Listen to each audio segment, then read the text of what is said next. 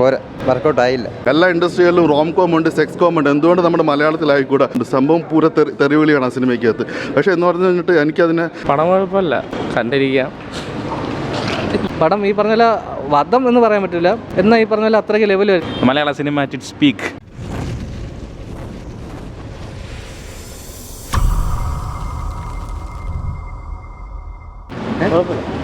കുഴപ്പമില്ല, കോമഡിയൊക്കെ ഉള്ളായിരുന്നു.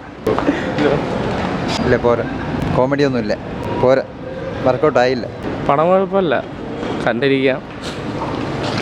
പടം കുഴപ്പമില്ല, കണ്ടുകൊണ്ടിരിക്കാം. പടം കുഴപ്പമില്ല, കണ്ടുകൊണ്ടിരിക്കാം. വലിയ കുഴപ്പമില്ല. പിന്നെ ഒമറിൻ്റെ റീസെൻ്റായിട്ട് ഇറങ്ങിയ മറ്റേ സിനിമകളൊക്കെ ഉണ്ട്, നല്ല സമയം, അങ്ങനത്തെയൊക്കെ കുറേ സിനിമകളുണ്ട്. അതൊക്കെ വെച്ച് നോക്കുമ്പോൾ കൊള്ളാം, കുഴപ്പമൊന്നുമില്ല. ഇത്തിരി ചിരിക്കാനുണ്ട്. പടം കുഴപ്പമില്ല, ജസ്റ്റ് കണ്ടിരിക്കാം. വലിയ സീനൊന്നുമില്ല, ഓക്കെ ഫീലാണ് എനിക്ക് കിട്ടിയത്. റഹ്മാൻ്റെ പെർഫോമൻസ്, ധ്യാന് കൊള്ളാം, അത്രേ ഉള്ളൂ.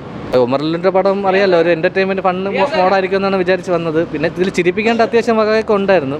പടം ഈ പറഞ്ഞ വധം എന്ന് പറയാൻ പറ്റില്ല, എന്നാൽ ഈ പറഞ്ഞ അത്രയ്ക്ക് ലെവൽ വരത്തില്ല. നമുക്കൊരു ജസ്റ്റ് ഒന്നൊരു എൻ്റർടൈൻമെൻറ്റ് എന്നുള്ള രീതിയിൽ ജസ്റ്റ് ഒരു വാച്ചബിളായിട്ട്, അതായത് ഒരു തവണ കണ്ടു മറക്കേണ്ട ലെവലിലുള്ളൊരു പടം, അത്രേ ഉള്ളൂ. വേറെ അതിൽ പുതുമയായിട്ടൊന്നുമില്ല, ചുമ്മാ കുറച്ച് ചിരിച്ച് മറക്കാം എന്നുള്ളൊരു പടം. 2 മണിക്കൂറിൽ ഈ പറഞ്ഞ പോലെ കോമഡീസൊക്കെ കുറേയൊക്കെ നല്ലൊരു വർക്കായിട്ടുണ്ട്.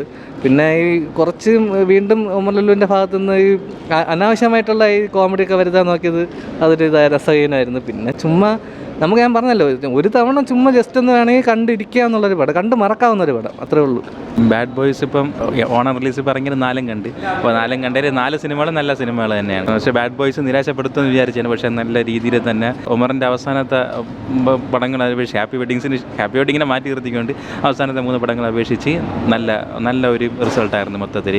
കോമഡിയൊക്കെ വർക്കായി. അതേപോലെ തന്നെ ഈ ഗസ്റ്റ് റോൾസിൻ്റെ പ്ലേസ്മെൻറ്റ് കാര്യങ്ങളെല്ലാം നല്ല രീതിയിൽ വർക്കൗട്ടായി. നമ്മളൊരു സാധാരണ മൈൻഡിൽ ഒരു കോമഡി പടം, ഒരു ഫ്രീ ആയിട്ടിരുന്ന് കാണാനുള്ളൊരു കോമഡി പടം, ഒരു ഒമർ ലുലുവിൻ്റെ ഒരു പടത്തിൻ്റെ ആ ഒരു ഇതറിയാമല്ലോ, ആ ഒരു വൈബ് അറിയാമല്ലോ, ആ വൈബിൽ കാണാനാണെങ്കിൽ ബെസ്റ്റ് പടം തന്നെയാണ്. അല്ലാതെ വേറെ ഒന്നുമില്ല. ആ ഒരു രീതിയിൽ ചില്ലടിച്ചിരുന്ന് കാണാൻ പറ്റിയ ഒരു പടം.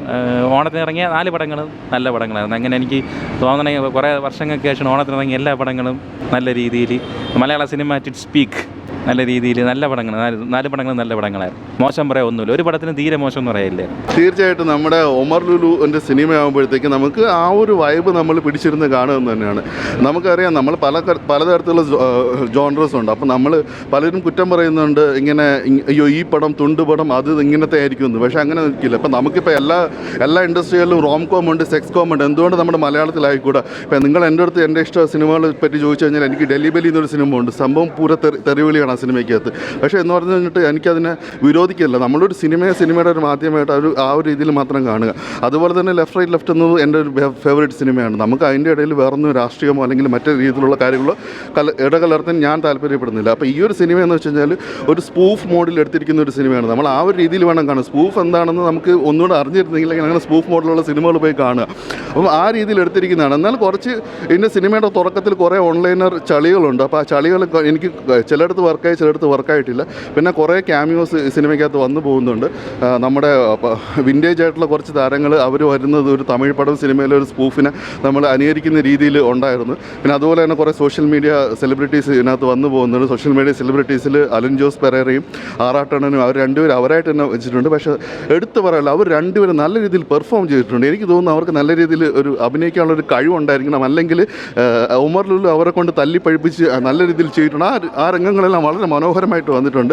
പിന്നെ മുകേഷ് നായർ അദ്ദേഹം ഒരു ചെറിയ റോളിനകത്ത് ചെയ്തിട്ടുണ്ട്, ഒരു ചെറിയൊരു ഒരു പെർഫോമൻസ് ചെയ്തിട്ടുണ്ട്. അതുപോലെ തന്നെ നമ്മുടെ നമ്പർ 1 റിവ്യൂവറായ അശ്വന്ത് ഗോക്ക് അദ്ദേഹം വരുന്നില്ല, അദ്ദേഹത്തിൻ്റെ ഒരു കട്ട കിടിലം റെഫറൻസ് ഇതിനകത്തുണ്ട്. റെഫറൻസ് എന്ന് മാത്രമല്ല ഒരു ചെറിയൊരു സീൻ തന്നെയുണ്ട്. അപ്പോൾ അങ്ങനെ പിടിച്ചു കഴിഞ്ഞാൽ കുറേ സ്പൂഫ് മോഡിലൂടെ കുറേ ഫൺ എലിമെൻറ്റ്സ് ആയിട്ട് പോകുന്നതാണ്. പിന്നെ ഇടയ്ക്ക് കുറച്ചൊരു ലോ മൊമെൻറ്റ്സും ഉണ്ട്. ഇപ്പം ഞാൻ നേരത്തെ പറഞ്ഞ പോലെ ഓൺലൈനർ ചളികളൊന്നും എല്ലായിടത്തൊന്നും എനിക്ക് പേഴ്സണലായിട്ട് ക്ലിക്കായില്ല, എന്നാൽ അത് ക്ലിക്കാവുന്നവരും ഉണ്ടാവാം.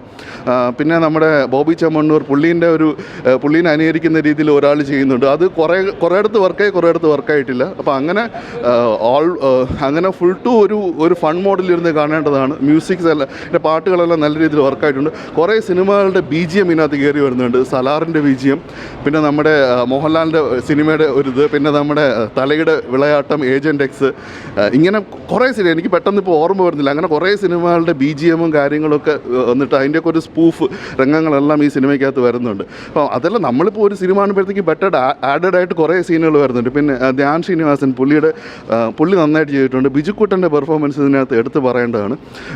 പറയാനാണെങ്കിൽ കുറേ താരങ്ങളുണ്ട്. എനിക്ക് പെട്ടെന്ന് റഹ്മാൻ അദ്ദേഹം വളരെ നന്നായിട്ട് തന്നെ ചെയ്തിട്ടുണ്ട് അദ്ദേഹത്തിൻ്റെ റോള്. കാരണം അദ്ദേഹത്തിൻ്റെ ഒരു അഭിനയത്തിൻ്റെ ഒരു കപ്പാസിറ്റിയെക്കുറിച്ച് നമുക്കിനി പ്രത്യേകിച്ചൊന്നും ഈ കാലത്ത് നമുക്ക് ജഡ്ജ് ചെയ്യേണ്ട ആവശ്യമൊന്നുമില്ല. അദ്ദേഹം നന്നായിട്ട് ചെയ്തിട്ടുണ്ട്. പിന്നെ നമ്മുടെ ആക്ഷൻ സ്റ്റാർ ഉണ്ടല്ലോ, നമ്മുടെ വിൻറ്റേജ് 80s 90s കിഡ്സിൻ്റെ രോമാഞ്ചമായി നിൽക്കുന്ന ബാബു ആൻ്റണി ചേട്ടൻ, പുള്ളിക്കാരൻ ഇതിനകത്തൊരു ഒരു ഇമ്പോർട്ടൻ്റ് ആയിട്ടൊരു റോൾ ചെയ്തിട്ടുണ്ട്. കാരണം കുറേ പേരിങ്ങനെ സ്ക്രീനിലേക്ക് വന്നുകൊണ്ട് അദ്ദേഹത്തിൻ്റെ ഒരു ക്യാമിയോ ഉണ്ട് ഇതിനകത്ത്.